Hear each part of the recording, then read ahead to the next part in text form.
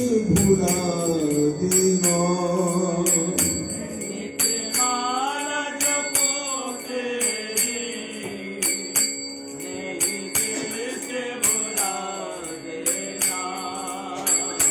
गुरुदेव दया करके मुझको अपना लेना। जय गुरु प्रभु।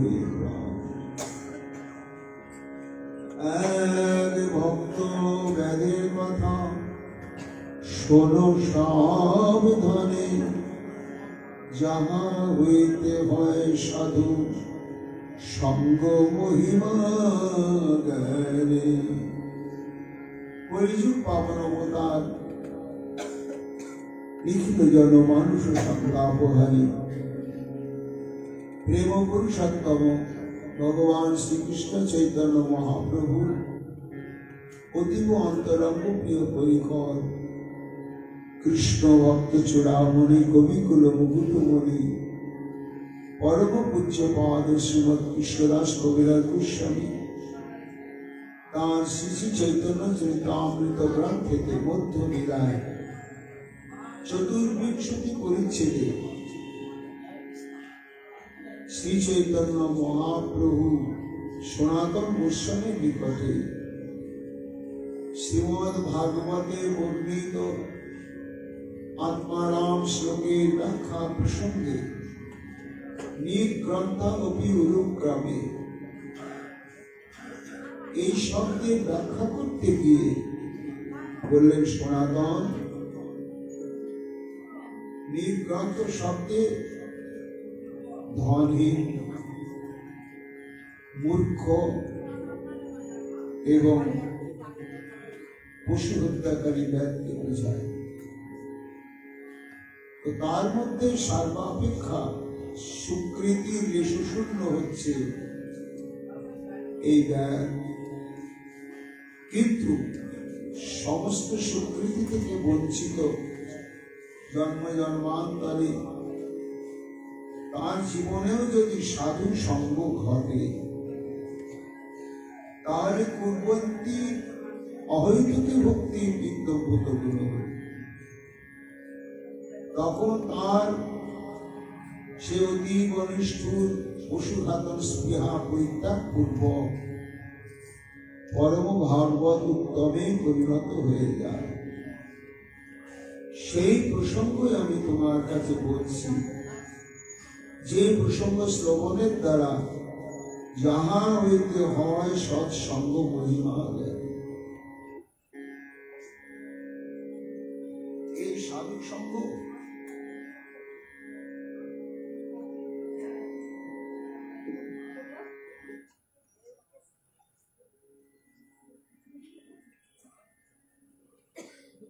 সাধু সঙ্গই চিত্ত শুদ্ধির একমাত্র হেতু। সাধু সঙ্গ কৃষ্ণ প্রেম ভক্তি প্রাপ্তির একমাত্র হেতু। সাধু সঙ্গই হচ্ছে ভগবত প্রাপ্তির একমাত্র কারণ।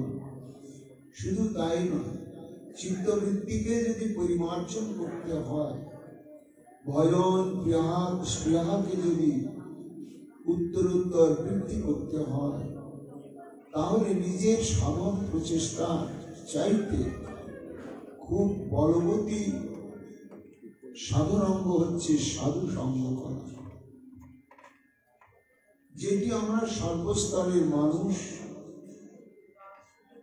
সর্বাবস্থায় সর্বত্র ইচ্ছা করলেই করতে পারি। সেই সাধু সঙ্গ সম্পর্কে শ্রী চৈতন্য মহাপ্রভু সনাতন গোস্বামী পাত্রী যা বললেন, আমরা গুরু বৈষ্ণবের কৃপায় পরমারাধ্য শ্রী সীতারামচন্দ্র দেবের এই মন্দির অঙ্গনে আমরা যথাসাধ্য শ্রবণ কীর্তন করব। ব্যাগ যে সর্বস্বীকৃতি বঞ্চিত, এ কথা শ্রীমদ্ ভাগবত তারস্বরে ঘোষণা করেছে। দশম স্কন্ধে নবম স্কন্ধের অন্তিম অধ্যায়ে সুখদেব গোস্বামী পাদ শ্রীকৃষ্ণ অবতারে স্পর্শ করতে গিয়ে শ্রীকৃষ্ণ মাধুর্যামৃত সিন্ধুতে নিমজ্জিত হয়ে অবরুদ্ধ বাক হয়ে গেল। দশম স্কন্ধের প্রারম্ভে ধ্যান নিমগ্ন সুখদেব গোস্বামী পাদের সম্মুখে অপেক্ষা করছেন। মাঝে মাঝে তার অন্তরের পিপাসার কথা জ্ঞাপন করছেন, গুরুদেব বলুন, এই ভাগবতী কথা শ্রবণ এবং কীর্তনে কারই কখনো অলম বুদ্ধি আসে না, অরুচি আসে না? কেমন? নিবৃত তস্যৈ রূপগীয়মানা, অর্থাৎ যাদের সাধুসঙ্গ এবং ভজন ক্রিয়ার প্রভাবেতে জড় জাগতিক রূপ রস গন্ধ শব্দ ভোগ স্পৃহা, এই স্পৃহা বা তৃষ্ণার আত্যন্তকে নিবৃত্তি ঘটে গিয়েছে। তবে সেই স্পৃহা গেল কোথায়? রূপান্তরিত হয়েছে ভগবত মাধুর্য আস্বাদনের তৃষ্ণাতে। এইভাবে যারা জড় জগতের ভোগ তৃষ্ণার প্রভাব থেকে মুক্ত হয়ে গিয়েছেন, তাদের কাছেও এই শ্রী গোবিন্দের হৃদ কর্ণ রসায়নী লীলা কথা শ্রবণ মঙ্গলম এবং কীর্তন মঙ্গলম। যদিও যে শ্রবণ কীর্তন ভজন অঙ্গকে অবলম্বন করে তারা মায়াতীত রাজ্যে প্রবেশ করেছেন, তবু তদ অবস্থাতেও তা পরিত্যাগ করতে পারে। ভবৌষধাৎ শ্রোত্র মনোভিরামান।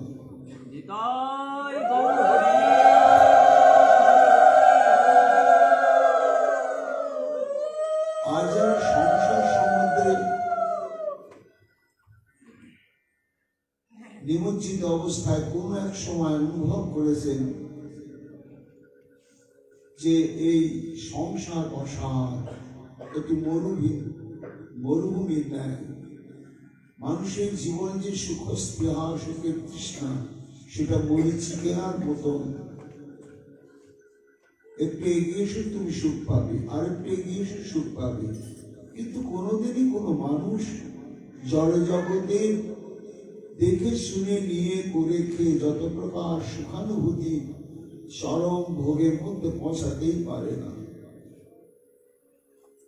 তখন তাদের অনুভব হয় সংসারের সুখ নাই, কিন্তু সুখ বলে বস্তু নিশ্চয় আছে, সে অন্য কোথাও। তখন তার মধ্যে দেখা দেয় মুমুক্ষুত্ব। সংসারে সুখের পরিবর্তে আছে অশেষ যাতনা, আর এই যাতনায় কাতর অবস্থায় তার থেকে মুক্তি পাবার জন্য কোন কোন ভাগ্যবান ব্যক্তি অন্তঃকরণে তীব্র বৈরাগ্যের উদয় হয়, লালসার উদয় হয়। তখন সেই মুমুক্ষ ব্যক্তির ভবব্যাধির নিরসনের ঔষধ স্বরূপই হচ্ছে এই রাধা গোবিন্দের লীলা কথা। তৃতীয় স্তরের মানুষ হচ্ছে বদ্ধজীব, আহার নিদ্রা ভয় মৈথুনে ডুবে রয়েছে। ধর্ম কি, তার প্রয়োজনীয়তা কি, হরিকথা কি, শ্রবণ কীর্তনের সার্থকতা কি তারা জানে না, জানার প্রয়োজনও মনে করে। আহার নিদ্রা ভয় মৈথুনের স্রোতে ডুবেই আছে, বেশিই যাচ্ছে। কিন্তু এখানে বিষয়াবিষ্ট চিত্ত নিয়ে যদি কোনো মানুষ কোথাও শ্রী গোবিন্দের অমৃতময় লীলা কথা পরিবেশন হচ্ছে, তার লীলা কথার এমন অদ্ভুত বৈশিষ্ট্য যে কর্ণে প্রবেশ করার সঙ্গে সঙ্গে তার তৃষ্ণাকে বাড়িয়ে দেয়। শুনতে তো ভালো লাগছে। দামবন্ধন লীলা, অকাসুর বকাসুর, ব্রহ্মমোহন, তৃণাবর্ত সকটাসুর, এই সমস্ত লীলা শুনতে ভালো লাগছে। তো ভালো লাগছে বলে তখন তাদের ভিতরে বারবার শ্রবণের স্পৃহা যায়। এরা জানে না যে এই ভগবানের লীলা কথা শ্রবণের দ্বারা আমার কর্মবন্ধন খণ্ডন হচ্ছে, আমি ধীরে ধীরে ভক্তি রাজ্যে প্রবেশ করবার যোগ্যতা লাভ করছি, এটা বোঝে না, তারা বোঝার প্রয়োজন নেই, কিন্তু শুনতে ভালো লাগে, এই জন্য তারা বারবার তৃষ্ণাতুর হয়ে যায় শ্রবণের জন্য। এই জন্য মুক্ত জীবের ক্ষেত্র গোবিন্দের কথা অপরিহার্য, মুমুক্ষু জীবের ক্ষেত্র গোবিন্দের এই লীলামৃত কথা অপরিহার্য। আর যারা মায়াবদ্ধ জীব তাদের জীবনেও ভাগবতী কথা অপরিহার্য। একমাত্র হরি কথায় রুচি নেই, হরি কথায় উদাসীন হচ্ছে, পুমান বিরচিত বিনা অসুরনাথ। অসুরনাথ শব্দের তাৎপর্য হচ্ছে ব্যাধ। যারা জীবিকা নির্বাহের উদ্দেশ্যে,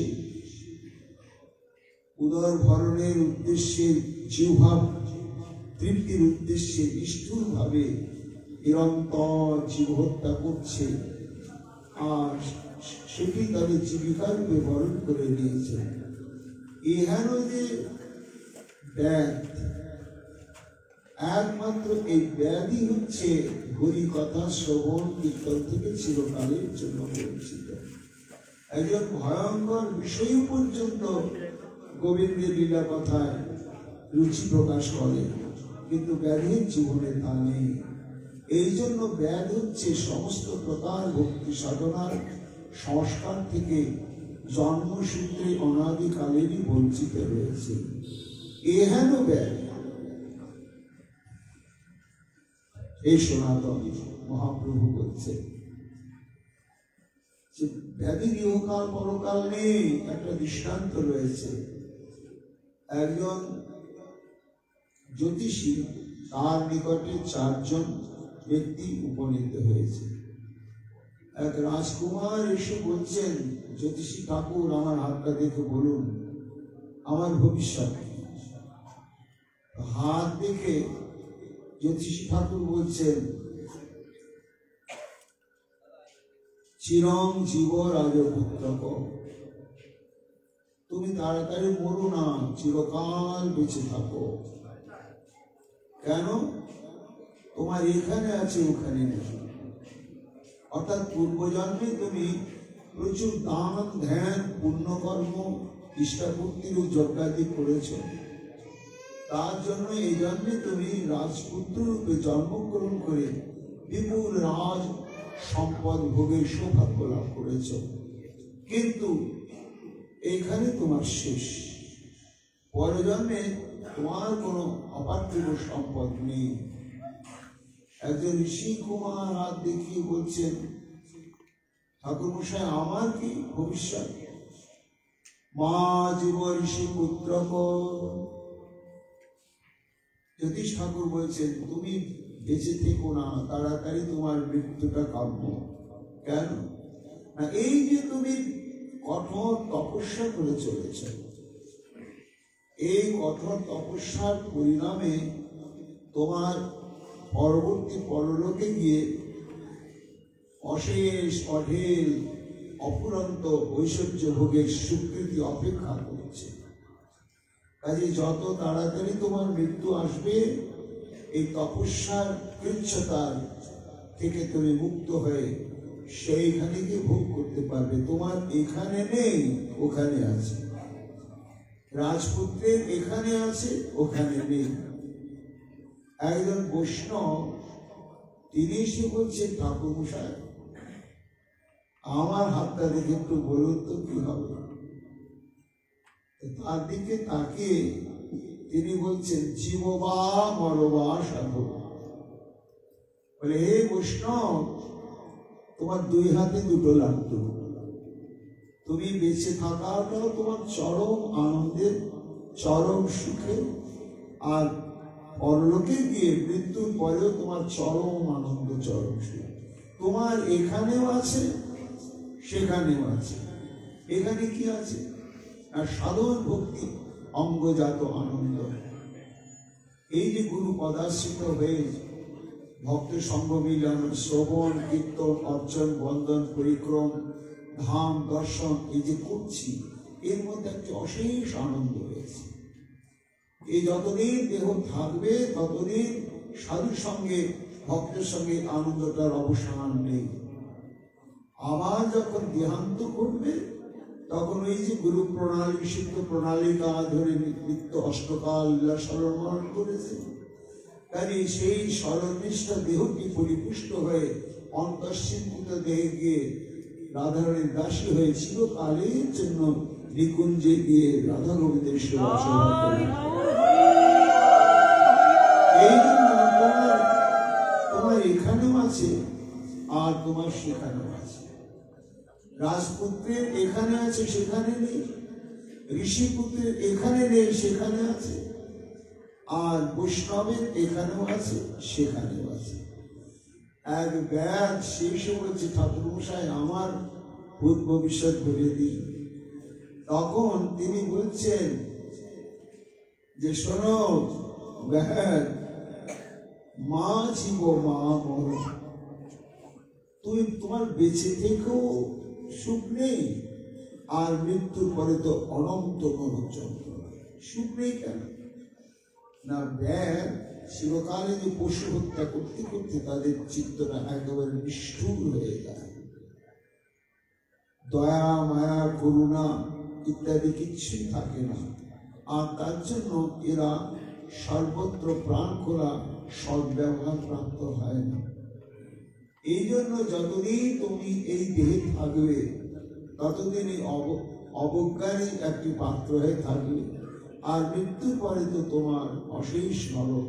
এই জন্য তোমার এখানে নেই সেখানে নেই। মহাপ্রভু বলছে সনাতন, এই যে শাস্ত্রীয় প্রবাদ, এই প্রবাদের বিচারে দেখো ব্যাগ তাহলে তার এখানেও নেই সেখানে, কিন্তু এখানেও স্বল্প সৌভাগ্য শক্তি থেকে মহাবঞ্চিত ব্যাগ, সে যদি কখনো সাধুসঙ্গ প্রাপ্ত হয় তাহলে কি হয় না, একেবারে সাক্ষাৎ গোবিন্দ চরণ প্রাপ্ত হয়ে যায়, চিরকালের জন্য তার সেবা সৌভাগ্য প্রাপ্ত হয়ে যায়। এই জন্য ভজনের ক্ষেত্রে গুরুত্বপূর্ণ বিষয় হচ্ছে সাধু সঙ্গ। তুলায়াম লবে নাপি ন স্বর্গম না পুনর্ভবম ভগবৎ সঙ্গী সংঘর্ষ ভক্তিয়ানাম কিমুদাশিস।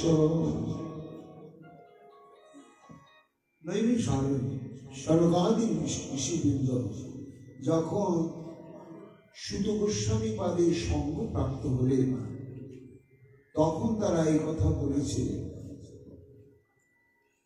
যে হে গোস্বামী পাদ, যদি কেউ তুলনা করে উৎকট তপস্যা, দান, ধ্যান বা নানা প্রকার সিদ্ধি এবং সাধু সঙ্গ, তাহলে সাধু সঙ্গের সঙ্গে সমতুল্য হিসাবে কোনোটাই তুলনে কোনোদিন হবে না, হবে না। কেন না, সাধু সঙ্গে প্রেমভক্তি লাভ হয়, আর প্রেমভক্তি লাভ হলে শ্রী ভগবান তার কাছে আত্মবিকৃত হয়ে যায়। এই জন্য তপস্যা, দান, ধ্যান যত যা, তার যে ফলশ্রুতি সাধু সঙ্গের কাছে কোনোটাই নয়।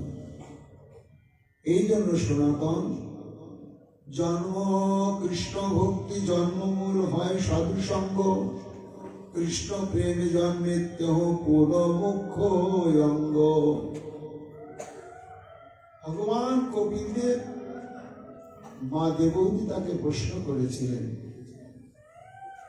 যে বাবা, আমরা তো মায়ের জাতি, আমাদের ভগবান হচ্ছে ছেলে মেয়ে জামাই কন্যা স্বামী শ্বশুর শাশুড়ি ইত্যাদি ইত্যাদি, এদের মুখে হাসি ফুটানোটা আমাদের জীবনের একমাত্র ভজন সাধন।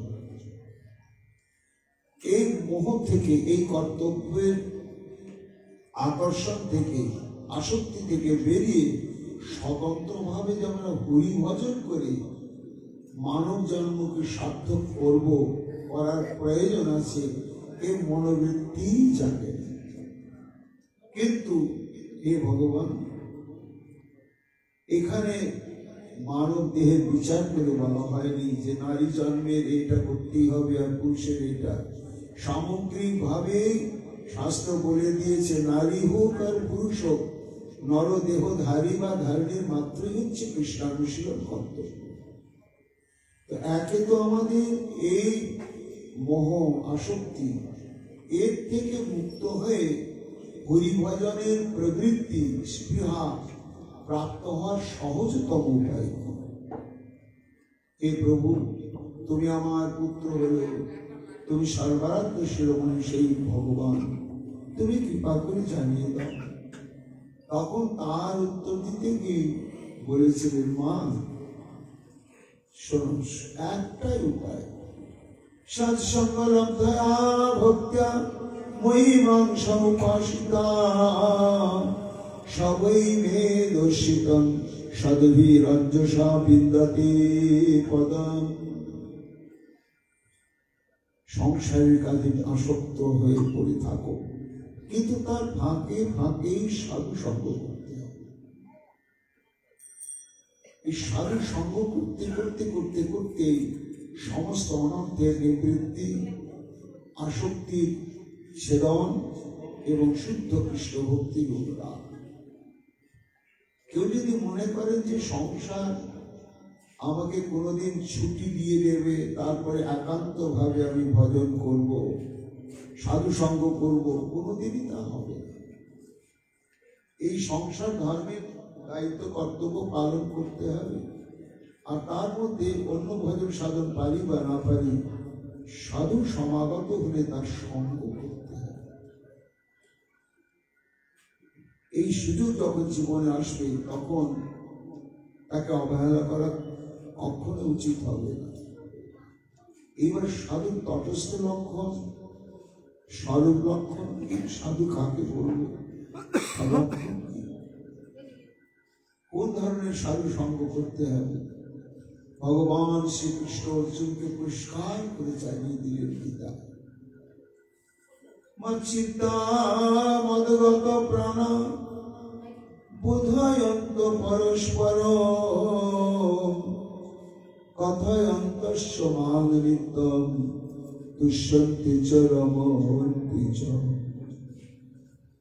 অর্জুন, সাধুর লক্ষণ কি জানো? তাদের চিত্ত মন আমাগত, তাদের হৃদয়ে আমি নিত্য বিরাজিত, আর আমার হৃদয়ে তারা বিরাজিত। মচ্চিত্তা শব্দে তাদের সারাদিনের যত কিছু কর্তব্যের চিন্তন সমস্ত আমাকে নিয়ে, আর অন্য কোনো উদ্দেশ্য নয়, না নিজের উদ্দেশ্য, না আমি ছাড়া ওদের আর স্বতন্ত্র কোনো প্রিয়জন আছে তাও নেই। আর মদগত প্রাণা অর্থাৎ আমার সঙ্গ, আমার প্রসঙ্গ থেকে এক মুহূর্তের জন্য যদি তারা বঞ্চিত হয়, সঙ্গে সঙ্গেই তাদের মৃত্যু যন্ত্রণার কষ্ট অনুভব হতে থাকে। এরাই হচ্ছে প্রকৃত সাধু। তাই এদের লক্ষণটা কি না, এই রকম যখন স্তরে উন্নীত হয়ে যায় আমার প্রিয় ভক্তগণ, তখন তাদের জীবিকা নির্বাহের আর কোনো কর্মের তাড়না থাকে না, প্রয়োজন বোধ করে না তারা। তখন একটি কাজ তাদের কখনো শেষ হয় না, কি না বোধয়ন্ত পরস্পরম, অর্থাৎ কি করে পেট চলবে, কোথায় থাকবো, এসব চিন্তা ভাবনা নেই। নিরন্তর আমার কথা শুধু কীর্তন করে, আর একদল বসে বসে শ্রবণ করে, আর একদল কীর্তন করে, আবার ওরা শ্রবণ করে। এইভাবে দিন রাত্রি স্থূল দেহের যতদিন তাদের অবস্থিতি, এইভাবেই তারা অতিবাহিত করে। এরাই হচ্ছে প্রকৃত সাধু, যারা নিরন্তর দিবানিশি কৃষ্ণ কথা প্রসঙ্গ ছাড়া এক মুহূর্ত প্রাণে বাঁচে না। মা, এই ধরনের সাধু যদি ক্ষণমীয় সজ্জন সঙ্গতি রেখা ভগবতী ভবান নবে তরণে নৌকা, মুহূর্তকাল লবে নাপি, অর্থাৎ ক্ষণকালের জন্য যদি সঙ্গ লাভ হয়, তাহলে কি হয়? তাই তো মহৎ ভয়, মহান ভয় থেকে সে নিষ্কৃতি লাভ করে। এই জন্য সাধু সঙ্গের সৌভাগ্য প্রাপ্ত হলে সেখানে উপস্থিত হবে।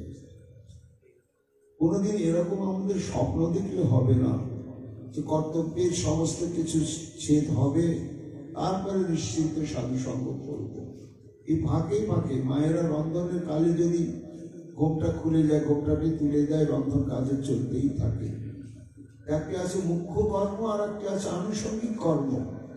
আনুষঙ্গিক কর্মই সংসার, মুখ্য কর্মই হচ্ছে সাধু সঙ্গ। কৃষ্ণ ভক্তি জন্মমূল হয় সাধু সঙ্গ, কৃষ্ণ প্রেম জন্মেতে পুন মুখ্য অঙ্গ। জগতে যত যত কৃষ্ণ ভক্ত, তাদের ভক্তি সাধনার ইতিহাস যদি পর্যালোচনা করা হয়, তাহলে দেখা যাবে তারা কোনো এক শুভ মুহূর্তে ক্ষণকালের জন্য সাধু সঙ্গ প্রাপ্ত হয়েছিলেন, আর সেটি হয়েছে তাদের জীবনের একমাত্র মুক্তির উপায়, প্রেম ভক্তির প্রাপ্তির উপায়। সেই সাধু সঙ্গ,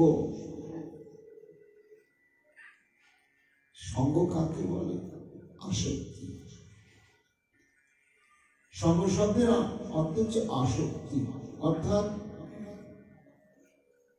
গোবিন্দে বললেন মা দেবহূতিকে যে মা গো, এই যে স্ত্রী পুত্র পরিজন আত্মীয় স্বজনের প্রতি যে আসক্তি, এই আসক্তিটাকে আমরা দোষ দিই, কিন্তু আসক্তি না হলে প্রেম ভক্তি লাভ হবে না। এই আসক্তিটি যখন সাধুর সঙ্গে যাবে, সাধুর দিকে যাবে, সাধুকে পরমাত্মা বলে মনে হবে, তখন জানতে হবে যে আমার কর্মবন্ধন এবার খণ্ড নিশ্চিত রূপেই হবে। সাধুর দিকে যখন সে আসক্তি দিকে চলে গেল, তখনই তার কর্মবন্ধন নিশ্চিত রূপে হল। সেই সঙ্গ লাভের উপায় কি? যেখানে সাধুগণ বসে শ্রবণ কীর্তন করছে, সেখানে গিয়ে একটুখানি অবস্থান করা। কোনো দান ধ্যান দক্ষিণা কিংবা কায়িক সেবা কোনো কিছু দরকার নেই। তারা শ্রবণ কীর্তন করছে, ওখানে গিয়ে একটু বসে থাকা। এই বসে থাকতে থাকতে দুর্লভ প্রেমভক্তি সম্পর্কে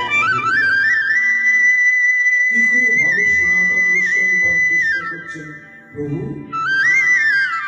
ভজন না করলে কখনো কর্মবন্ধন খণ্ড হয়।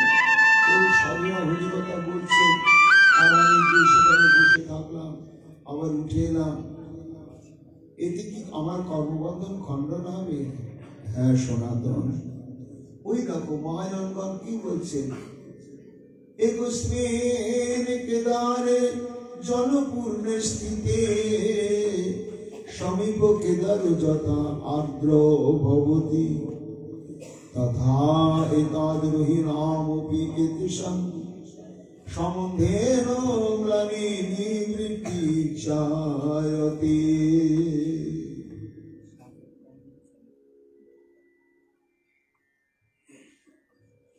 অর্থাৎ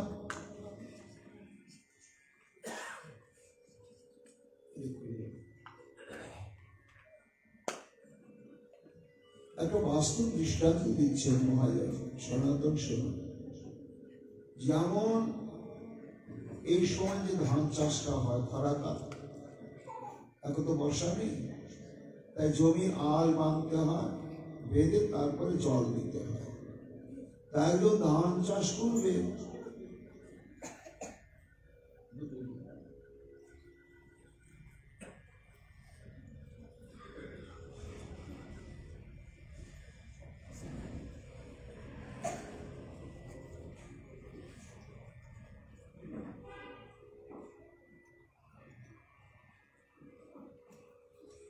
ভালো করে আল বেঁধেছে, ফেলে জল দিয়েছে। আর পাশের জমিওয়ালা সে ধান চাষ করবে না, আলু দেয়নি, জলও দেয়, আলু বাঁধেনি, জলও দেয়। এখন শেষে দেখছে তার জমিটা একেবারে ভিজে কাদা কাদা হয়ে গেছে। শুধু আশ্চর্য, আমি আল বাঁধলাম না, জল দিলাম না, আমার জমিটা জলপূর্ণ না হলেও এমন কাদা কাদা হয়ে গেল।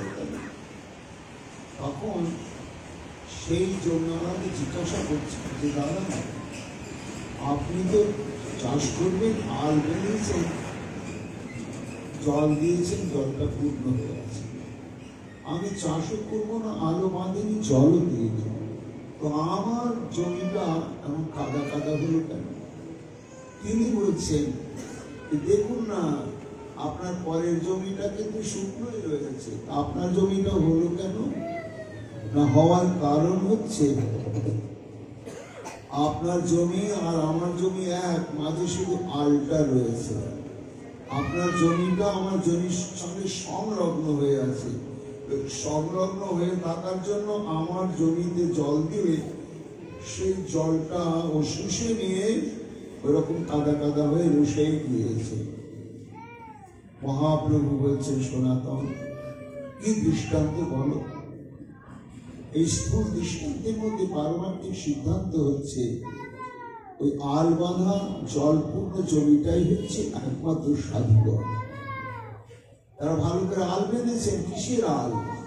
সংযমের বাঁধ দিয়েছেন। কাম, ক্রোধ, লোভ, মোহ, মদ, মাৎসর্য এবং ভজনের যত যত অনর্থ অপরাধ আদি কখনো এসে তাদের ভজনকে বিঘ্ন না সৃষ্টি করতে পারে, তার জন্য সতর্ক হয়ে কঠোর সংযমের আল বেঁধেছে। বেদে সেখানে নিরন্তর তারা শ্রবণ কীর্তন আদি করছেন, আর তাই তাদের হৃদয় ক্ষেত্রটি প্রেম ভক্তি রসে পরিপূর্ণ হয়ে রয়েছে। পাশের জমিওয়ালা আমি, আমার মতো একজন সাধারণ ত্রিতাপ তাপিত জীব, কেবলই তাপে তাপে তাপে তাপের হৃদয়টা শুকিয়ে শুকনো খটখটে। এইরকম যদি শুকনো জমি কখনো সেই রসালো জলপূর্ণ জমির সংলগ্ন হয়ে থাকতে পারে, তাহলে জলসিঞ্চন ব্যতিরেকেই যেমন রসে যায়, তেমনি সাধুরা হচ্ছেন সেই জলপূর্ণ ক্ষেত্র। আর আমার মতো জীবাধম ত্রিতাপে প্রতপ্ত শুকনো হৃদয় বিশিষ্ট এক নরাধম, কিন্তু গিয়ে যদি একটু সংলগ্ন হয়ে বসে থাকা যায়, তো দেখা যাবে নিজের অজ্ঞাত সারে ত্রিতাপে প্রতপ্ত শুকনো হৃদয়টা কবে ধীরে ধীরে কৃষ্ণ প্রেম ভক্তি রসে পূর্ণ হয়ে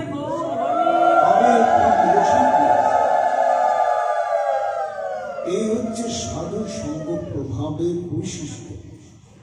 তথা এতদ রহিতনমেত সব জল শূন্য ক্ষেত্রটাও কি হয়ে যায়?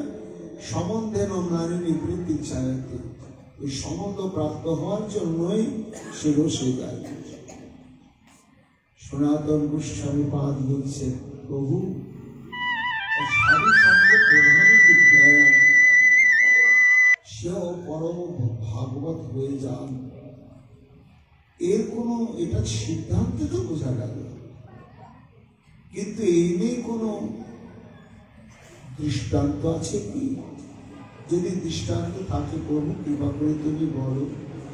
কেন সিদ্ধান্তের বিষয়ে আমি সুনিশ্চিত হলাম, কিন্তু আমার পিছনে সাধারণ যুক্তিবাদী মানুষ রয়েছে, তারা যদি দৃষ্টান্ত চোখের সামনে না দেখে তাহলে অনুপ্রাণিত হবে না। এই জন্য সিদ্ধান্তকে সর্বস্তরের মানুষের হৃদয়ে স্থাপন করতে গেলে দৃষ্টান্তের অপেক্ষা রয়েছে।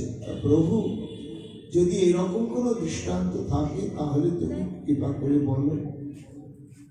তখন শ্রীমন মহাপ্রভু বলছেন, হ্যাঁ সনাতন আছে, শুনুন সেই দৃষ্টান্তের কাহিনী তোমাকে আমি বলছি। একদিনে শ্রী নারদ দেখি নারায়ণ, ত্রিবেণী স্নানে প্রয়াগে করিলা গমন। দেবর্ষি নারদ বিনা যন্ত্রে দিবাংশী ত্রিভুবন জুড়ে নিরন্তর যিনি ভগবানের নাম প্রচার করছেন, নাম রস আস্বাদনের নিমগ্ন। তাই বদ্রী নারায়ণে শ্রী গুরুদেব নরনারায়ণ ঋষির সান্নিধ্য লাভ করে পরে মনে হলো একবার ত্রিবেণী সঙ্গমে গিয়ে সেখানে স্নান করে মাধবদেবকে দর্শন করব। সেখানে আছে বিন্দু মাধবজি। তাই প্রয়াগে স্নানে, ত্রিবেণী স্নানে প্রয়াগে করিলাগমন। বনপথে যাচ্ছে, পথ কিন্তু গভীর বনের মধ্য দিয়ে, সরু পথ। কৃষ্ণ গুণগান গাইতে গাইতে দেবশ্রী নারদ চলেছে। হঠাৎ তার যেন মরণ যন্ত্রণার কাতর ধরিতে নামের আবিষ্কার ছিটে গেল। তাকালেন দেবশ্রী নারদ, দেখছি একই দৃশ্য। বন পথে দেখে মৃগ আছে ভূমে পড়ি, বান বৃত্ত ভগ্ন পদ করে ধর ফরি।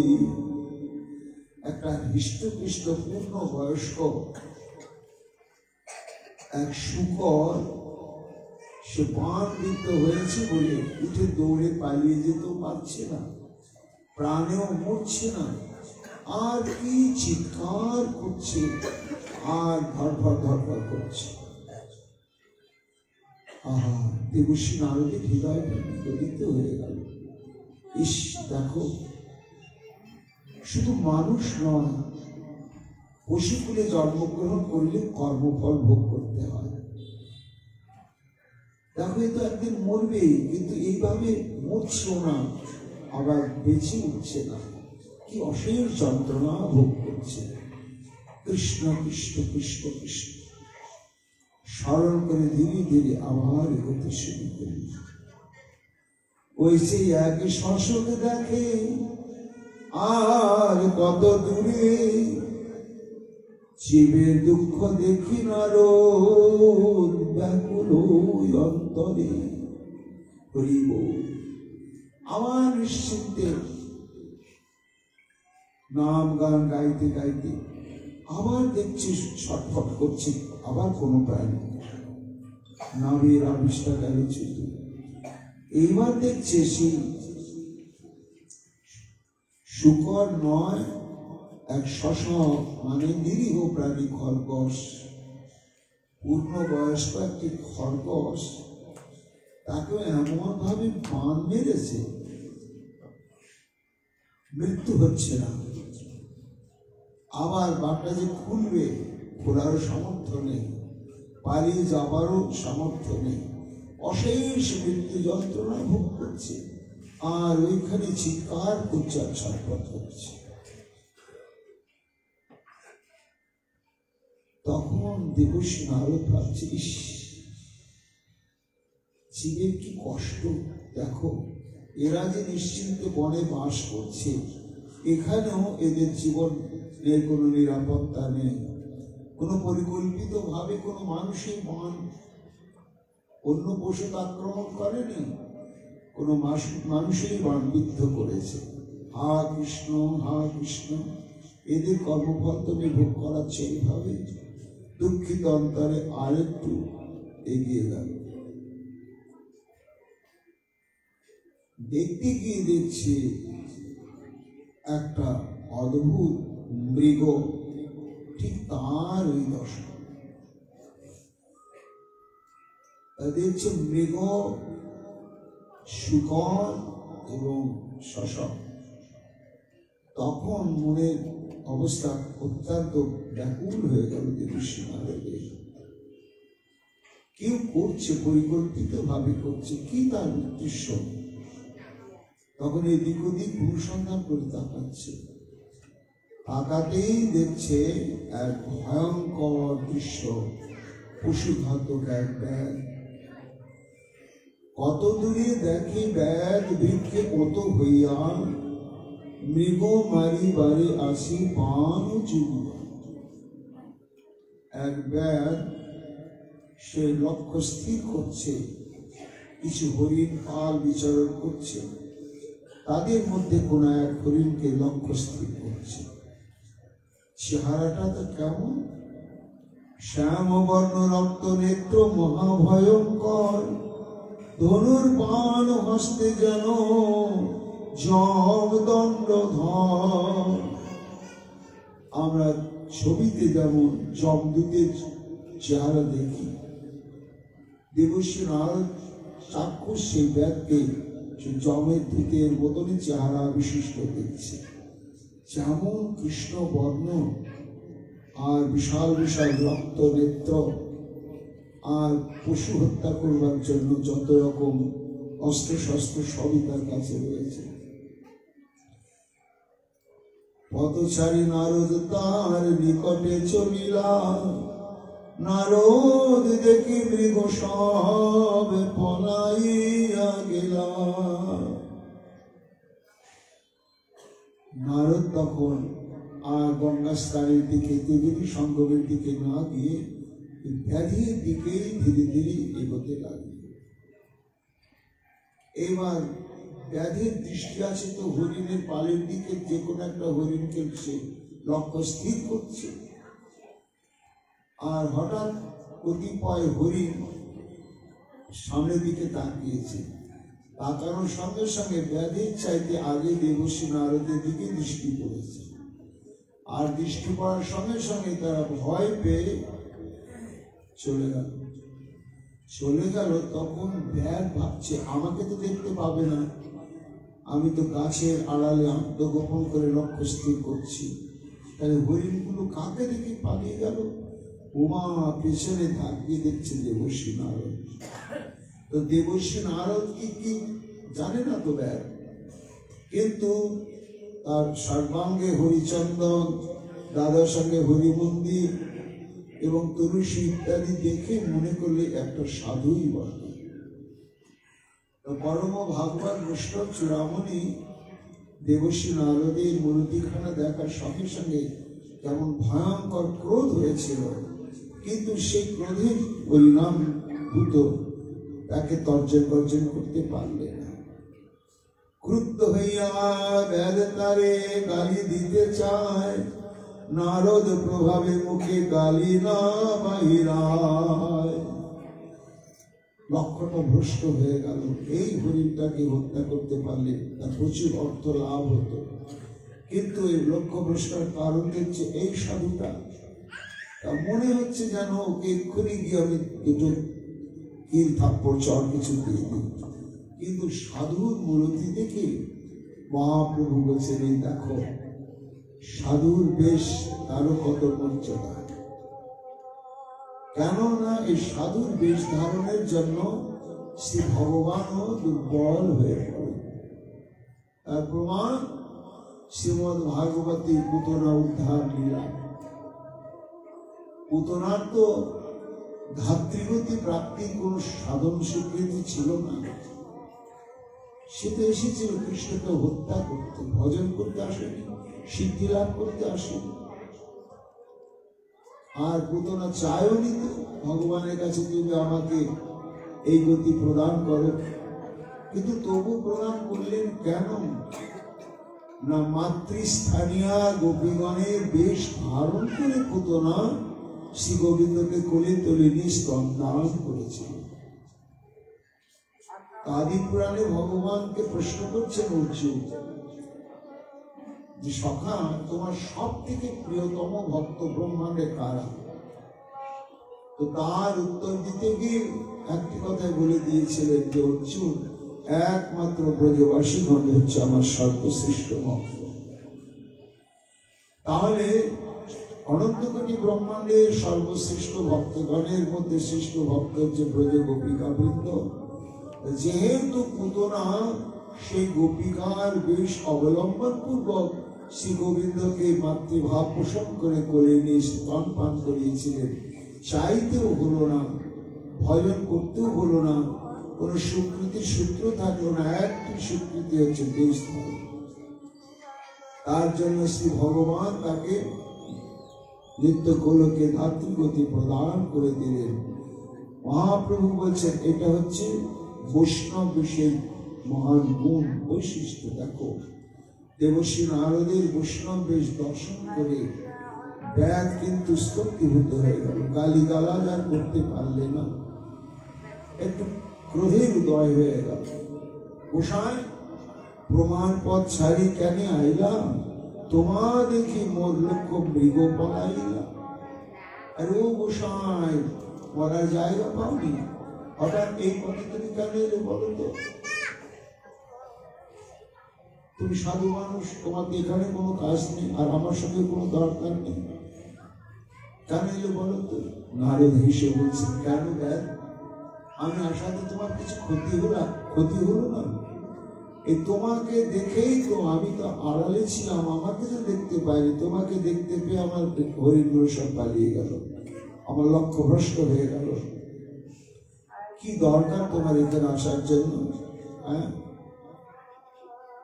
তখন দেবশ্রী নারদ বলছে, এলাম। নারদ কহে, পদ ভুলি আইলাম পুছিতে, মনে এক সংশয় হয় তাহা খণ্ডাইতে।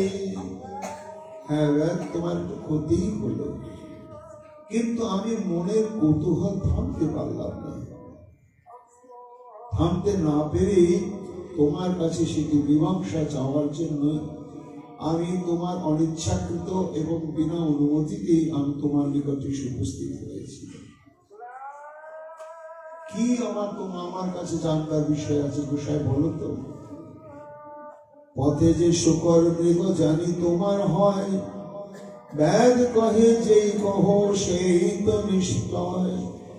আচ্ছা বলো তো ব্যাগ, আমি এই ত্রিবেণী সঙ্গমে যাওয়ার পথে প্রথমে দেখলাম এক হরিণ মৃত্যু যন্ত্রণায়, কিন্তু ছুটে পালাতেও পারছে না আর মরছে না। তারপর অগ্রসরে দেখলাম ওই অবস্থায় এক শুকর, সেও পালাতে পারছে না, আবার মুক্ত হতে পারছে না।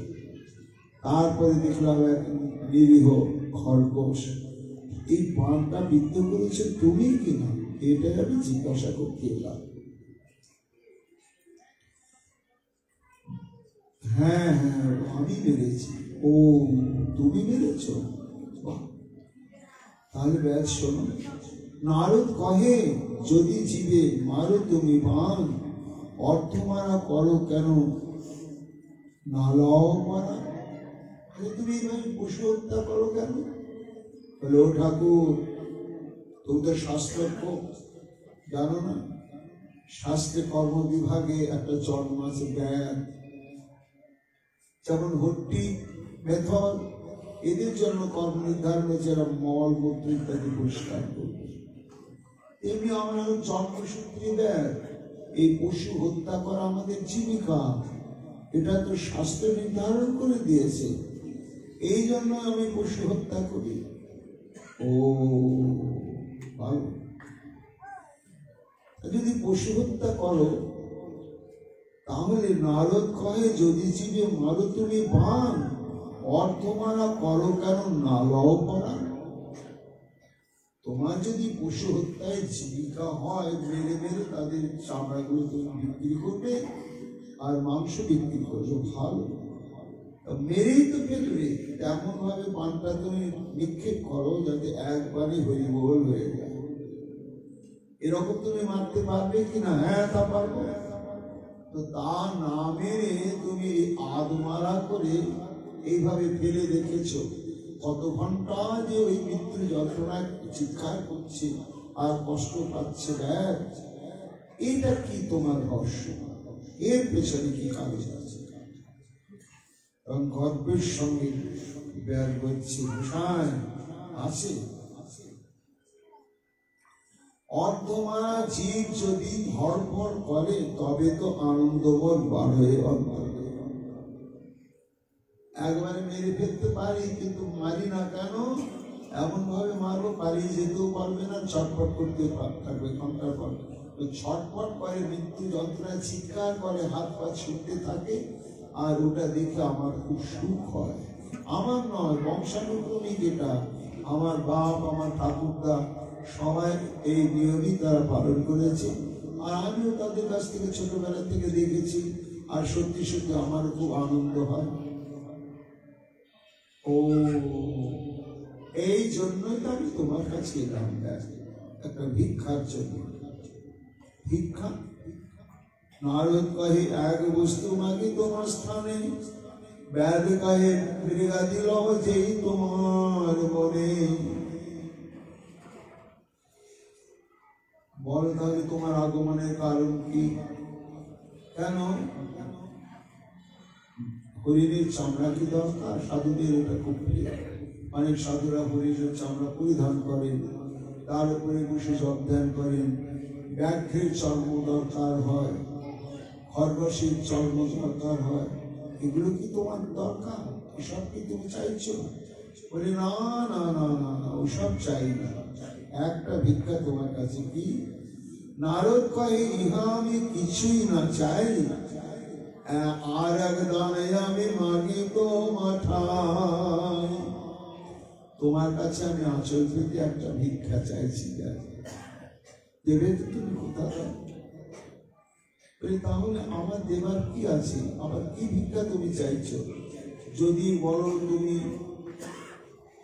হস্তির দন্ত, আমি দিতে পারি, কারণ আমি ওসব হত্যা করি। হরিণের চামড়া দিতে পারি, তারপরে বন মহিষীর সিংহা করার জন্য সিং দিতে পারি। কিন্তু কি ভিক্ষা? বলে আজ থেকে তুমি আমাকে কথা দাও, এটাই যদি তোমার ধর্ম হয় পশু হত্যা করো, করো, কিন্তু তুমি এক বানে মেরে ফেলবে, এমন ভাবে বান নিক্ষেপ করবে সঙ্গে সঙ্গে যেন তার মৃত্যু হয়, এক মুহূর্তে সে প্রাণে না বাঁচে। কালী হইতে তুমি যে মৃগাদি মারিবে, প্রথমে মারিবে অর্থ মারা না করিবে। এটাই তোমার কাছে আমি ভিক্ষা চাইতে এসেছি। জানি তোমার অনেক ক্ষতি হয়ে গেল, কিন্তু আমার বড় কষ্ট হচ্ছে। ব্যাগ কহে কিবা দাম মাগিলা মারে, অর্থ মারিলে কিবা হয় তাহা কহ মোরে। কুশাই, আগে আমাকে তুমি বুঝাও যে একবারে মেরে ফেললেই কি লাভ হয়, আর আধ মারা করে রেখে দিলে তার কি ক্ষতি হয়, এর কারণটা কি? এটা আমি কখনো শুনি নাই, বুঝি নাই, কেউ বলেও নাই। তুমি বলছো, এই কারণটা আমাকে খুলে বলতেই হবে। তখন দেবশ্রী নারদ বলছে, নারদ কহে অর্থ মারিলে জীব পায় ব্যথা, আর জীব দুঃখ দিচ্ছ তোমার হইবে অবস্থা। তাহলে এই যে পশু, এরা তো তোমাকে আক্রমণ করেনি এবং তোমার অস্তিত্বে কোনো আঘাত করেনি, অথচ তোমার স্বার্থে এদেরকে তুমি বিনা অপরাধে হত্যা করছো। এইটা সব পাপ হচ্ছে, ভয়ঙ্কর। তারপরে এই যে তুমি কদর্থনা দিয়ে তাদেরকে হত্যা করছো, এটাই তোমার কর্মফল সৃষ্টি হয়ে থাকছে। তোমাকেও কিন্তু ওইভাবেই কষ্ট পেয়ে দেহান্ত লাভ করতে হবে, বুঝলে? তাই ব্যাধ তুমি জীব মারো, এ অল্প পাপ তোমার, কদর্থনা দিয়া মারো, এ পাপ অপার। এত জীব হত্যা হচ্ছে, এ তো তোমার ভয়ঙ্কর অপরাধ।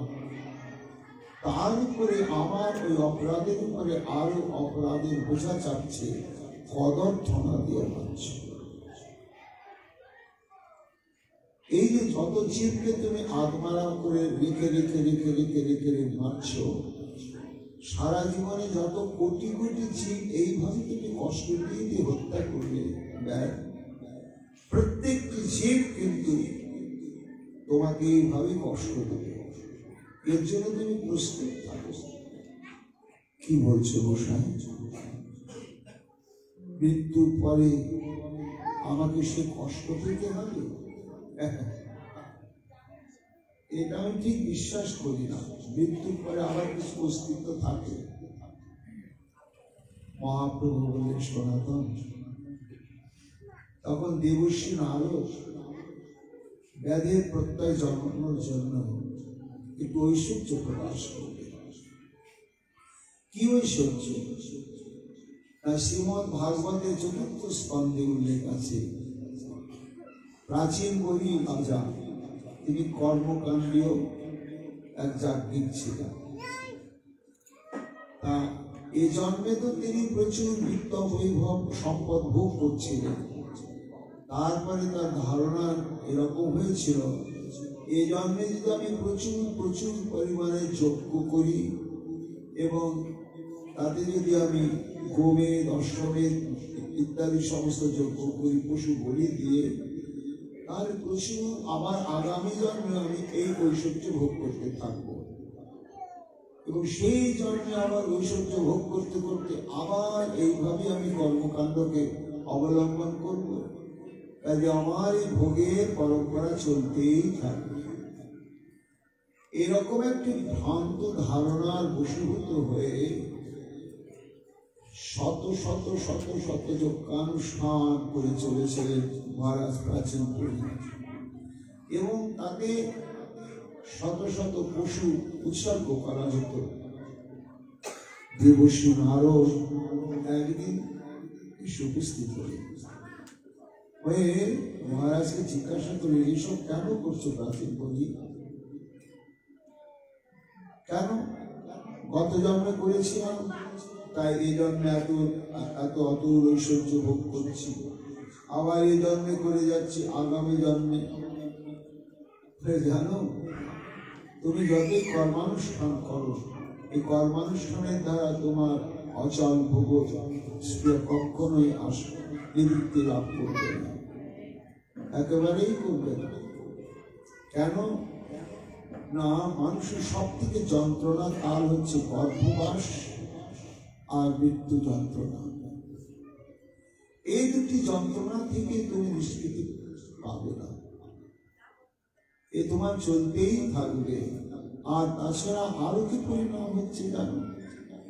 এই যে তুমি আত্মসুখের নিমিত্ত নিরীহ পশুগণকে যজ্ঞে হত্যা করছো, এর পরিণাম কি? এর পরিণাম এই দেখো।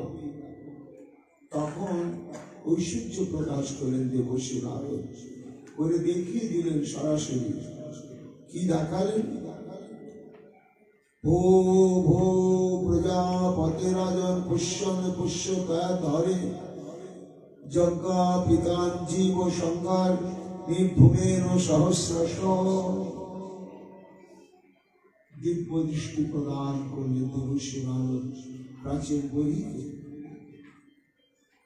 প্রাচীন বহি তখন প্রত্যক্ষ দেখছেন যে অতীতে যত যত যজ্ঞানুষ্ঠানে যত যত পশু হত্যা করেছে,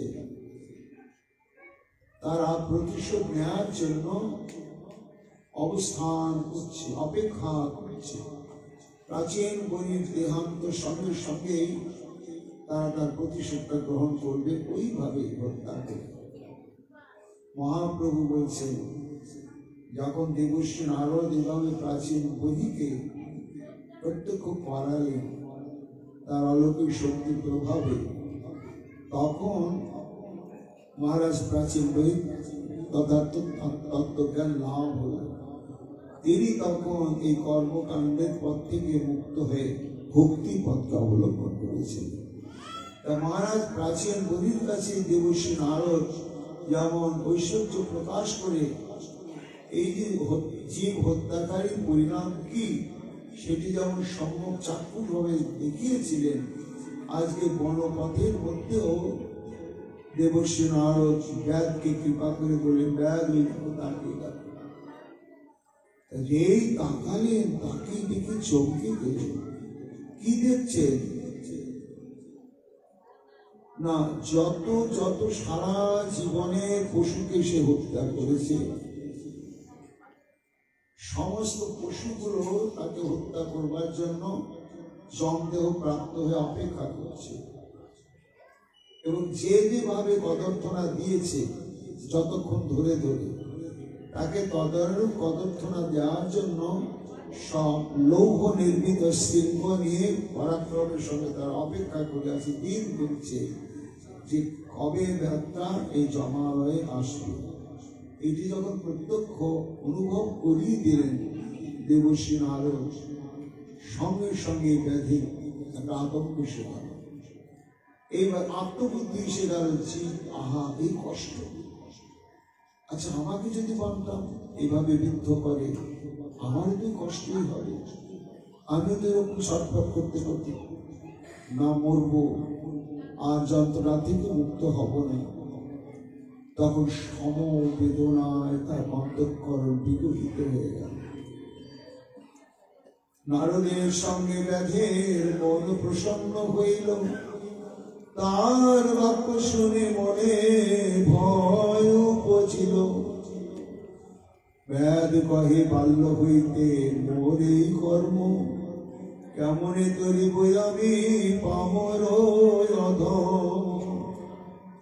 মহাপ্রভু বলছেন, সনাতন এই দেখো, যে আত্মতত্ত্ব জ্ঞান কোটি কোটি জন্ম ধরে উপদেশ প্রাপ্ত হলেও আসতে চায় না, যথার্থ সাধু সঙ্গ ঘটলে দেখো কত শীঘ্রই সে আত্মজ্ঞানী হৃদয় হয়ে গেল।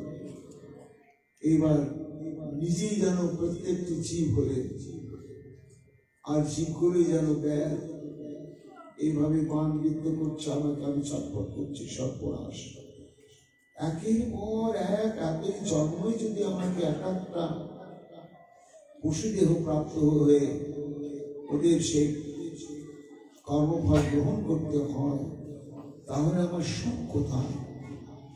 আতঙ্কে তার চিত্তবৃত্তি ভয়ঙ্করভাবে আতঙ্কিত হয়ে উঠল। তখনই ধীরে ধীরে দেখো সে নারদে চারুদে করবে, এই পাপ যায় মোর কেমন উপায়, বিস্তার করো মোরে পড় তো আপায়। হে গোসাই, এতদিন আমি এই তত্ত্বজ্ঞান আমি প্রাপ্ত হই নাই, ভাবিও নাই কখনো, কিন্তু বাস্তব সত্য যে তুমি আজ আমাকে একেবারে অন্তর দিয়ে তুমি জানিয়ে দিলে, তাহলে এখন আমার উপায়। যেদিন প্রথম পশু হত্যা শুরু করেছিলাম সেদিন থেকে আজ পর্যন্ত হিসাব করলে কত লক্ষ কোটি পশু, আর এত লক্ষ কোটিবার জন্মগ্রহণ করতে হবে, আর এত লক্ষ কোটিবার এরা আমাকে এইভাবে অর্ধমারা করে কষ্ট দেবে। এর থেকে নিষ্কৃতির পথটি আছে। হে প্রভু, তুমি কৃপা করে আমায় বলে দাও। নারদ তখন বলছেন, মন থেকে তো বলছিস? হ্যাঁ প্রভু। নারদ কহে, যদি ধরো আমারও বচন, তবে সে করিতে পারি তোমারও মোচন। দেবশ্রী নারদ বলছে, তোমার এই কর্মফল খণ্ডনের উপায় আমি বলে দেব, নিশ্চয়ই বলে দেব, কিন্তু তার আগে আমার একটা শর্ত আছে, সেই শর্ত তোমাকে পালন করতে হবে। কি শর্ত গোসাই? ব্যাদ কহে ধনুক ভাঙ্গে শ্রী বিষ্ণু, ব্যাদ কহে যেই কহ সেই তো করিব, আর নারদ কহে ধনু ভাঙ্গ তবে সে করিব।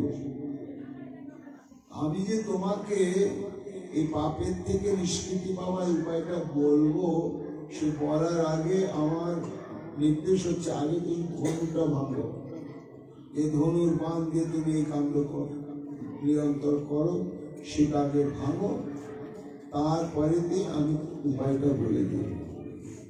ধনু ভাঙলে তার পেট চলবে কি করে? তাই তো বলছে, ব্যাদ কয়ে ধনু ভাঙিলে বাঁচিব কেমনে? গোসাই, এটাই তোমার পেট চলার উপায়। এটা যদি আমি ভেঙে দিই, তাহলে আমার এই জীবিকা নির্বাহ হবে কি করে?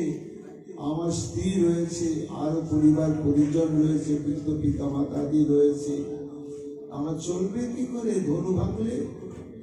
বলে, দেখো, অন্ন বস্ত্র আর মাথা গোজার ঠাঁই এইটুকুই তো তোমার প্রয়োজন, আর একটা সুস্থ জীবন। এটার জন্য যদি আমি ব্যবস্থা করে দিই, তাহলে তোমার প্রতিদিন যা কিছু প্রয়োজন আমি সব দায়িত্ব নিলাম, কিন্তু আগে ধনুকটা ভাঙো, তবে আমি বলবো। ধনুক ভাঙিয়া ভ্যাদ তার চরণে পড়িল, তারে উঠাইয়া নারদ উপদেশ কইল। সাধু সঙ্গ, দর্শন, তারপরে সঙ্গ, তার উপদেশ, তারপরে তার চরণে প্রণিপাত। এই হচ্ছে একমাত্র কর্মবন্ধন খণ্ডনের ক্রম। চরণে পড়েছে, চোখের জল দেবশ্রী নারদের চরণ বিধৌত করছে। তখন দেবশ্রী নারদ বললেন, শোনো, এবার আর তোমার কোনো চিন্তা নেই, বেঁচে থাকাটা এটাই তো তোমার মূল উদ্দেশ্য। তা পশু হত্যা না করে যদি তুমি বেঁচে থাকতে পারো, তাহলে কেন তুমি পশু হত্যা করলো? আমি সব দায়িত্ব গ্রহণ করলাম। ঘরে গিয়া ব্রাহ্মণে দেহ যত আছে ধন, এক এক বস্ত্র পরিবাহীর হও দুইজন। এই যাবৎ এই পশু হত্যার দ্বারা যত বিত্ত বৈভব ধন সম্পদ অর্জন করেছ, সব ব্রাহ্মণকে দান করে দাও।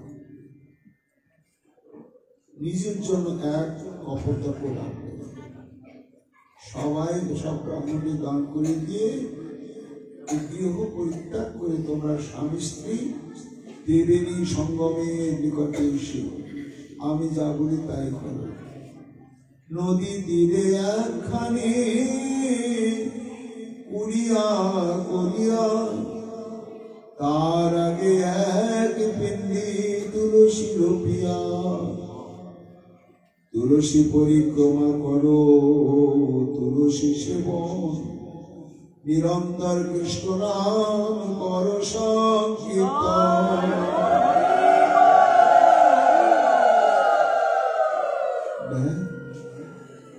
শোনো, তুমি কি পরিকল্পিত ভাবে পৃথিবীর বুকে জন্মগ্রহণ করেছ?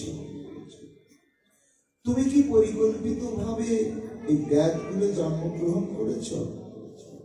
তুমি কি নিজে পরিকল্পিত ভাবে পুরুষ দেহ আশ্রয় করেছ? নারী হয়ে তো জন্মাতে পারতে, আদৌ বলিনি কুসুম। তাহলে তুমি পরিকল্পিত ভাবে জন্মগ্রহণ করনি, পরিকল্পিত ভাবে ব্যাধগুলো জন্ম নাওনি, পরিকল্পিত ভাবে নরদেহ প্রাপ্ত হয়নি, কেউ তোমাকে পাঠিয়েছে। তুমি যখন মায়ের পেট থেকে পড়েছিলে, ক্ষুধায় ছটফট করছিলে, তোমার জন্য খাদ্য নির্ধারিত করে রেখেছিলেন ভগবান মাতৃস্থলদত্ত।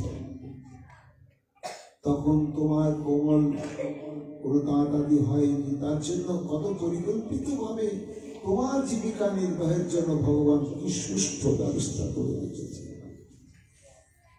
আমরা যত এই জড়জাগতিক জ্ঞান প্রাপ্ত হই, ততই ভগবানের সেই পরিকল্পনার কথা ভুলে যায়।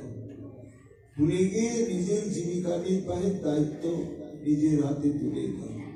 আর তাই তো আমাদের হৃদয়, আমাদের জীবন, আমাদের মন প্রাণ এইভাবে নিরন্তর অশান্তির দাবান হলে নিরন্তর ব্যক্তিভূত হচ্ছে। এই জন্য জানি আমি যে কৃষ্ণ নাম করি, কেন করি? সেই কৃষ্ণের আশ্রয় গ্রহণ করলে তার কোনো অভাব থাকে না। তিনি যখন পরিকল্পিত ভাবে পাঠিয়ে দিয়েছেন, পরিকল্পিত ভাবে তিনি তোমাকে বাঁচিয়ে রাখবেন। তাহলে আমাদের কর্তব্য কি? আমাদের কর্তব্য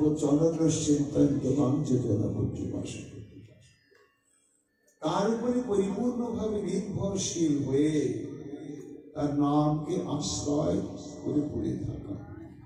দেখো না, মায়ের কোলে গ্যাদা ছেলে, খিদে হলে বলতে পারে, পিপাসা হলে বলতে পারে না, অসুস্থ হলে বলতে পারে না, মলমূত্র ত্যাগের বেগ হয়েছে বলতে পারে না, শীত গ্রীষ্মের কথা জানাতে পারে না, কিন্তু তাই বলে কি তদন্য পরিচর্যা পায় না? একা পায় তো বলতেই পারে না, তো পায় কি করে? মানে মায়ের কোলে নিশ্চিষ্ট হয়ে মায়ের উপরে নির্ভর করে মায়ের মুখাপেক্ষি হয়ে পড়ে আসে। মা তখন ছেলেকে দেখে বোঝে ছেলে হিসি করবে, ছেলে এক করবে, ছেলে শীত করছে, গরম করছে, ছেলের শরীর খারাপ হয়েছে, ক্ষুধা পেয়েছে, পিপাসা পেয়েছে, তদনুরূপী পরিচর্যা করতেই থাকে। শোনো ব্যাস, যে হরি পরিকল্পিত ভাব আমাদেরকে এখানে পাঠিয়েছেন, আমাদের কর্তব্য হচ্ছে নিজের জীবিকার দায়িত্বটা নিজের হাতে তুলে না নিয়ে তার উপরে পূর্ণ আত্মসমর্পণ করে তার নামকে আশ্রয় করে ওই মাতৃক্রোড়ে নিশ্চেষ্ট করে থাকা শিশু সন্তানের মতন। তাহলে ভগবান কি বলেছেন না, কিষাণ ইত্যাদি যুক্ত যারা আমার উপরে সর্বনা নির্ভরশীল হয়ে পড়ে থাকে, তাদের জীবিকা নির্বাহের যত কিছু দায়ভার আমি গ্রহণ করি। শুধু দান করি না, মাথায় করে বহন পর্যন্ত করে। এই হচ্ছে আমার শ্রী গোবিন্দের স্বভাব। গোবিন্দের কৃপা করুণা। তুমি সেই গোবিন্দের নামকে আশ্রয় করো, করে স্বামী স্ত্রীর ত্রিবেদীতে নিত্য স্নান করবে, আর ওই তুলসী মণ্ডপ পরিক্রমা করবে, আর হরিনাম সংকীর্তন করবে।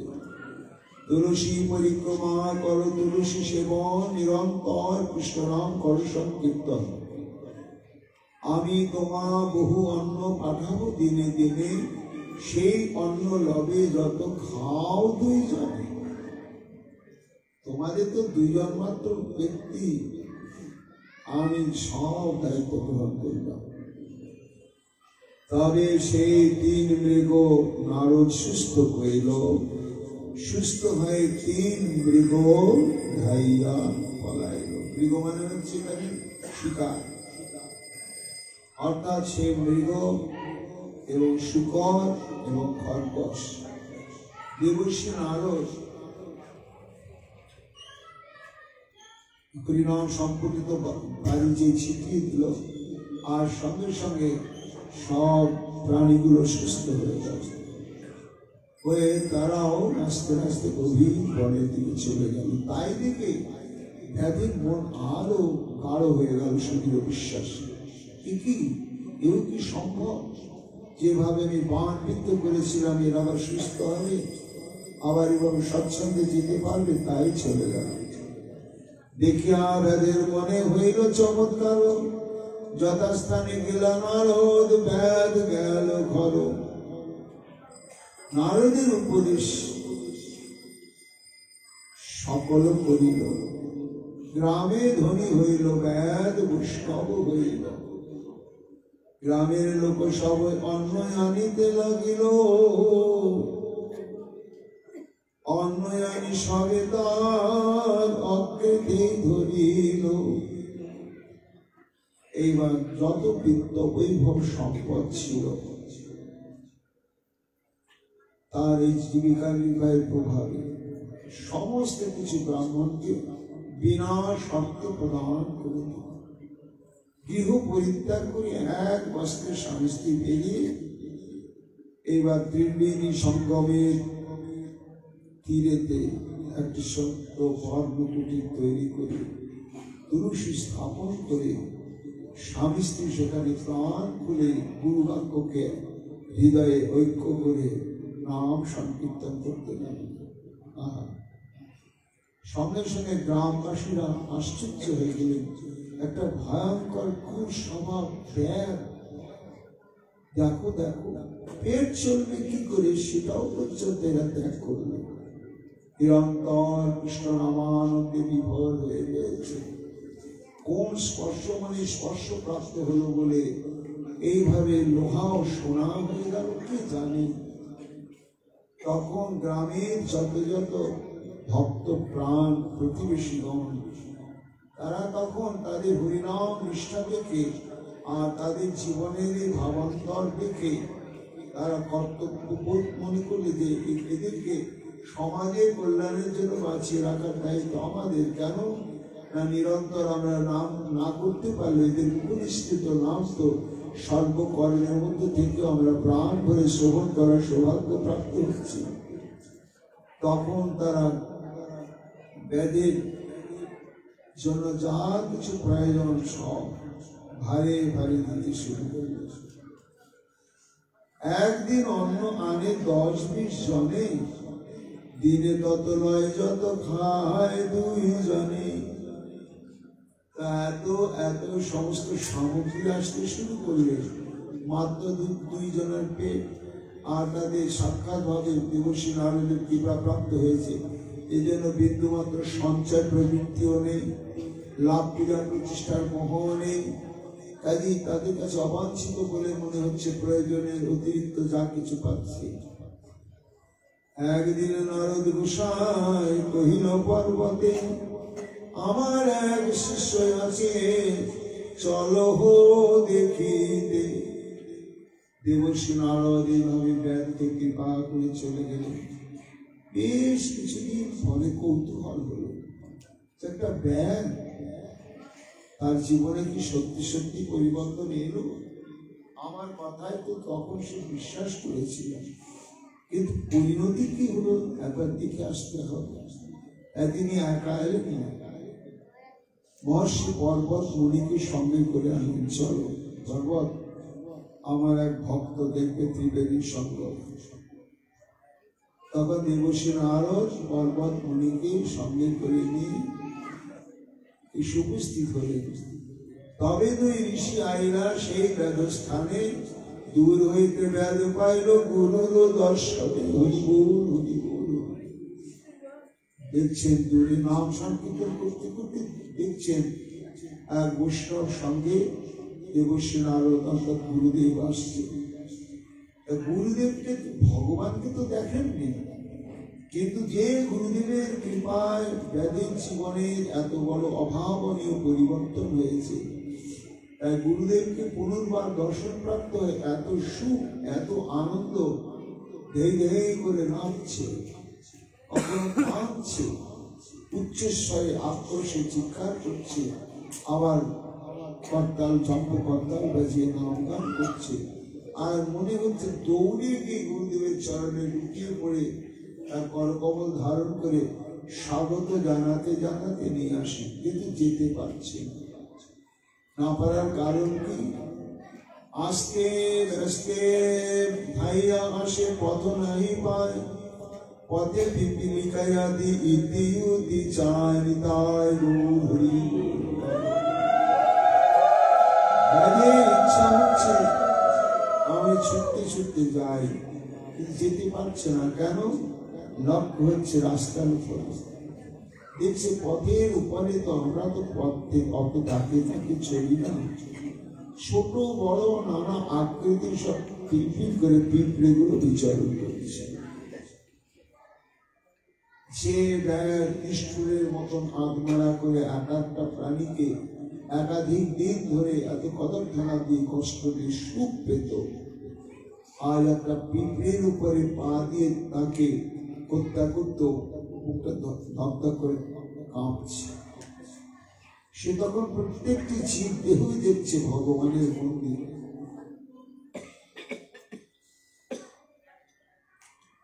সমস্ত মন্দিরেই যেন সাক্ষাৎ শ্রী ভগবান বিরাজ করছে। তাকে আমি হত্যা করব, আর কার উপরে আমি আমার এই অপরাধী জীবনের পা আমি চাপিয়ে দেব। এই জন্য ওই পথে বিচরণকারী সমস্ত পিঁপড়েগুলোকে দেখে সেগুলোকে লঙ্ঘন করে যেতে পারছে না। শেষে দণ্ডবত স্থানে পিপীলিকাদি দেখিয়া বস্ত্রের স্থান ছাড়ি পড়ে দণ্ডবত হইয়া, তখন বস্ত্র দিয়ে পথ ঝাড় দিতে দিতে দিতে দিতে গুরুদেবের নিকটে গিয়ে চরণে পড়লেন। নারদ কহে, বেদ এই না হয় আশ্চর্য, হরিভক্তে সিংহাসন হয় সাধু বচ্চ।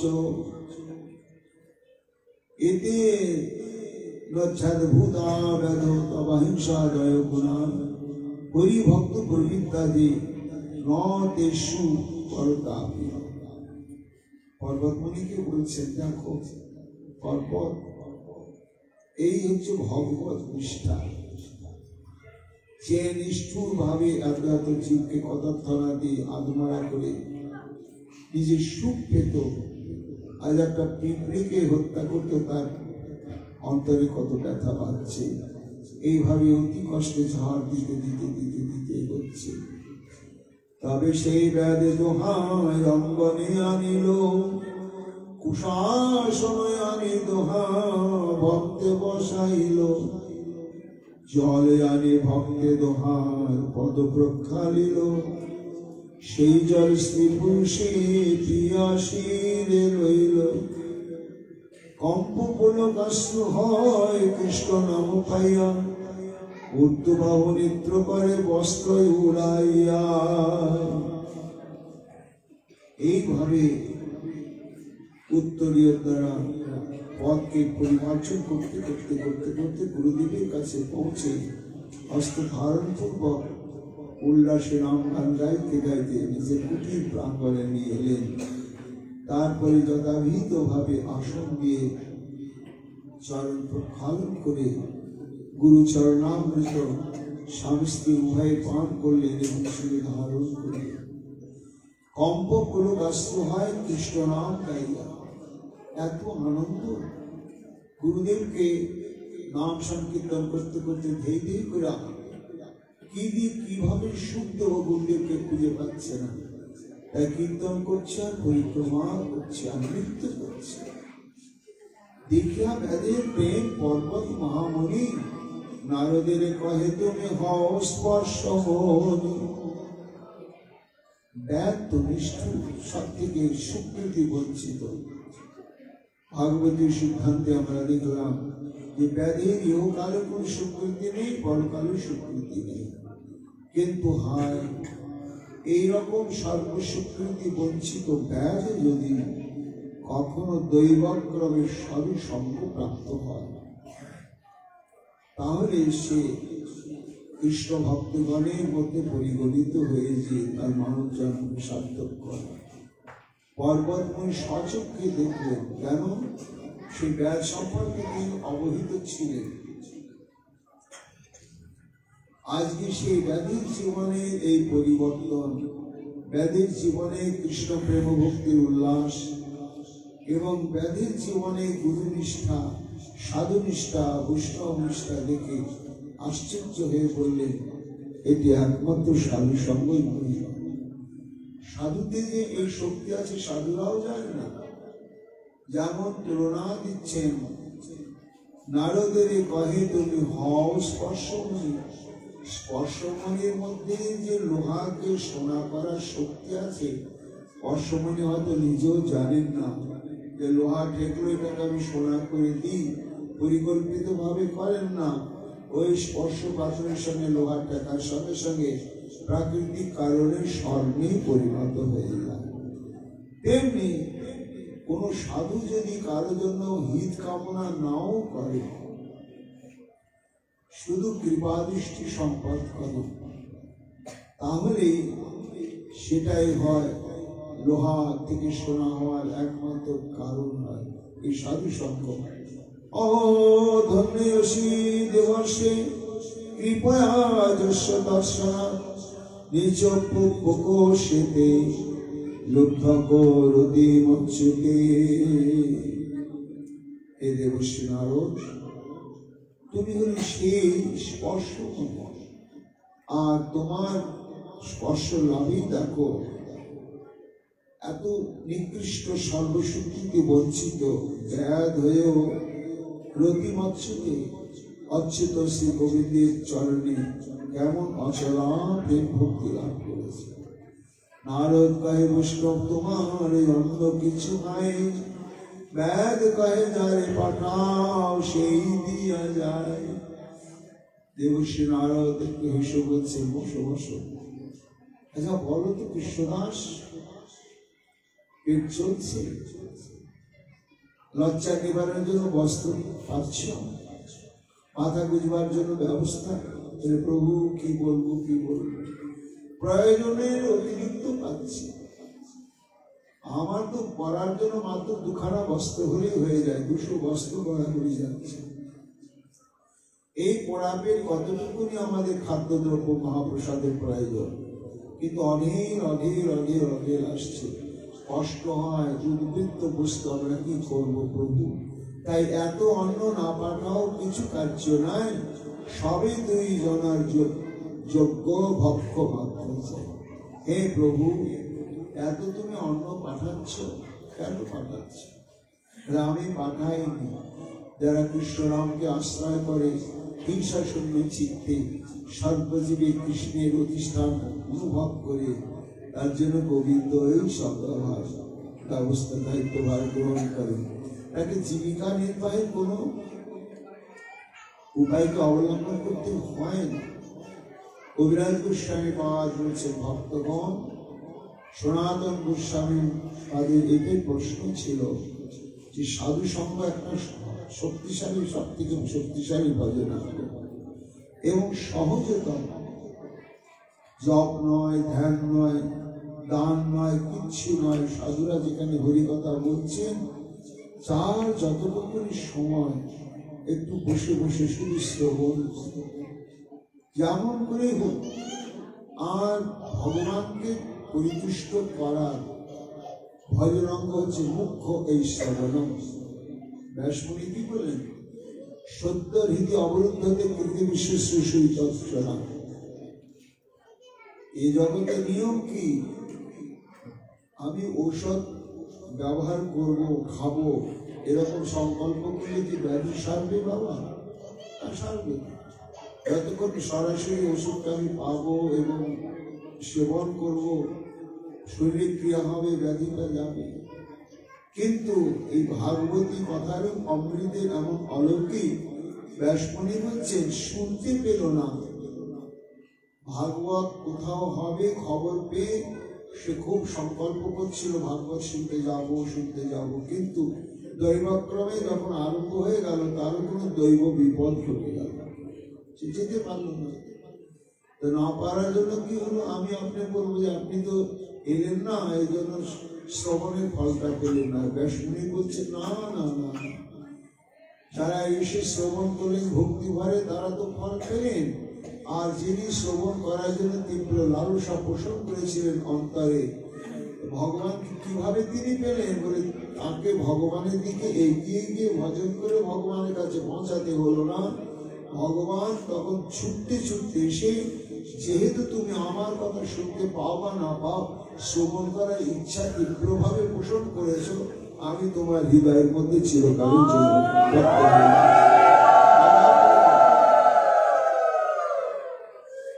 এই সাধু মুখে ভাগবতী কথা শ্রবণ আর সাধু সঙ্গ, এই হচ্ছে জীবনকে ভগবত উন্মুখী করার একমাত্র সহজ পথ। আর জীবিকা নির্বাহের এটাই একমাত্র পথ। কবিরাজ গোস্বামী পাদ বলছেন, এই দেখো সনাতন গোস্বামী, এই সাধু সঙ্গের মহিমা। আর কৃষ্ণাশ্রিত হলে জীবিকা নির্বাহের যে কোনো প্রয়োজন থাকে না, বহন করে, সেটিও চৈতন্য মহাপ্রভু শ্রীবাস পণ্ডিতকে দিয়ে জগৎকে জানাবে। একদিন প্রভু শ্রীবাসের সহিতে ব্যবহার কথা কিছু কহে না নিভিতে। প্রভু বলে, তুমি দেখি কোথাও না যাও, কেমতে বা কুলাইবে, কেমনে কুলাও। আচ্ছা শ্রীবাস, আমি যেদিন থেকে তোমার অন্তরে সংকল্পিত হরিনাম যজ্ঞ শুরু করেছি, শত শত ভক্ত সর্বক্ষণ থাকছে, প্রসাদ পাচ্ছে, কিভাবে তুমি চালাচ্ছ? এটা তো আমি, না তোমার ব্যবসা আছে, না কৃষিকার্য আছে, না কোনো অনুদান আছে, তুমি চালাচ্ছ কি করছ? শ্রীবাস বলেন, প্রভু কোথাও যাইতে নাহি নয় মোর চিত্ত, বলিল তোমাতে। বলে প্রভু, তুমি হয়তো ভাববে যে একটু ভিক্ষে তো মানুষকে একটু বললেও তো পাও, সে কিচ্ছু করো না, অচল থেকেও থাকছে না। তা প্রভু চেতে মনে হয় তোমার সঙ্গ আর এই নামামৃত, একই সঙ্গে নাম এবং নামী দুইকে প্রাপ্ত হয়েছে প্রভু। এই দুইকে প্রাপ্ত হয় কোথায়? কোন উদ্দেশ্যে আমি যাবো বলো? মন কোথাও চাওয়া মাগা করতে কোথাও যেতে চায় না। প্রভু বলে পরিবারে অনেক তোমার নির্বাহ হইবে, তবে নির্বাহ কেমন তবে হইবে সবার। শ্রীবাস বলেন যার অদৃষ্টে যে থাকে সেই হইবে মিলিবে যেতে পারবে। প্রভু বলে তুমি তবে করো সন্ন্যাস, ইহা না পারে মই বলে শ্রীনিবাস। তুমি যখন কোন